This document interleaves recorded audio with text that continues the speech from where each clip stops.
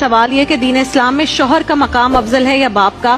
کیونکہ میرے شوہر بات بات پر مجھے کہتے رہتے ہیں کہ میرا مقام تمہارے باپ سے زیادہ افضل ہے، تو کیا ایسا ہی ہے؟ دیکھیں، اسلام نے کیٹیگرائز کیا ہے، باپ کا مقام اپنا ہے، شوہر کا مقام اپنا ہے۔ اگر کوئی یہ سوال پوچھے کہ آنکھ زیادہ ضروری ہے یا کان، ہاتھ زیادہ ضروری ہے یا پاؤں، تو یہ سوال ویلڈ نہیں ہے، یہ سوال غیر معقول ہے۔ آنکھ کا کام ہے دیکھنا، پورا جسم دیکھ نہیں سکتا۔ اس آرگن کا کام ہے سننا، پورا جسم سن نہیں سکتا۔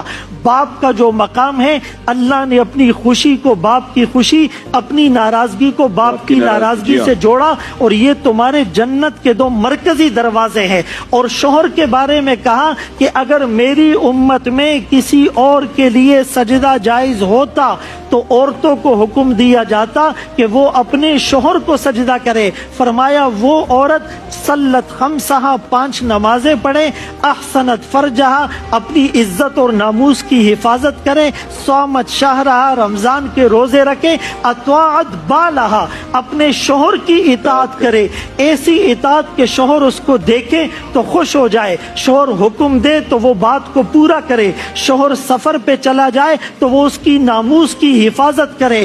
دخلت من ای ابواب الجنت شاءت، قیامت کے دن اس عورت سے کہا جائے گا جنت کے جس دروازے سے تیرا جی چاہتا ہے داخل ہو۔ کیا بات ہے، کیا بات ہے، بہت